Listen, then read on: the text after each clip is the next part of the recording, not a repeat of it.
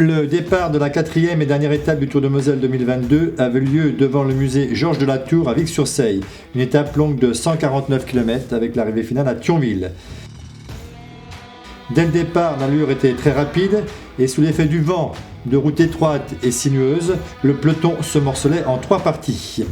Peu avant le premier point chaud, au 35e kilomètre, 4 coureurs réussissaient à s'extirper du peloton. Sine Béraud, Quentin Bourg, Baptiste Vadic et Kenneth Van Verstegen. Ils allaient se disputer le premier point chaud qui voyait Vadic passer en tête devant Verstegen. Le premier Grand Prix de la montagne du jour à Bambi-Derstroff voyait passer en tête Vadic devant Quentin Bourg, Sine Béraud et Kenneth Verstegen.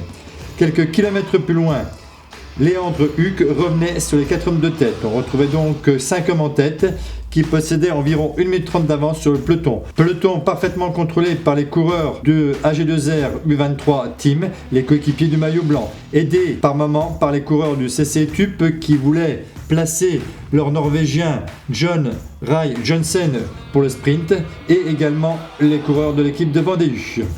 Le deuxième Grand Prix de la montagne à Bisten voyait passer Léandre Huc en tête devant Baptiste Vadic.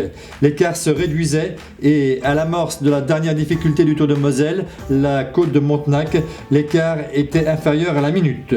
En haut de Montenac, le dernier Grand Prix de la montagne du Tour de Moselle, on voyait Léandre Huc passer en tête devant Baptiste Vadic, mais le peloton revenait à moins de 30 secondes. C'est à ce moment-là que le néerlandais Alexander Koenig d'Aix-en-Provence revenait sur les 4 hommes de tête.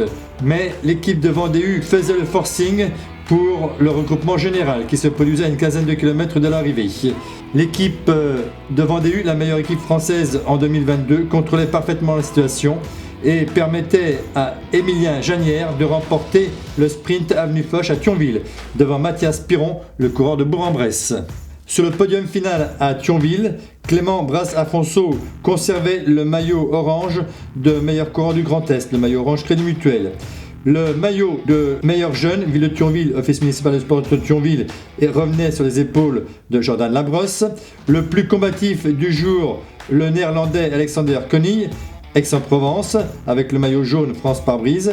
Le meilleur grimpeur de ce Tour de Moselle 2022, Jordan Labrosse, avec le maillot blanc pois rouge, communauté de communes de 4 noms environ. Le vainqueur du classement des points chauds, parrainé par la région Grand Est, était conservé par Baptiste Weistroffer et le grand vainqueur du Tour de Moselle 2022, avec le maillot blanc du conseil départemental, Jordan Labrosse.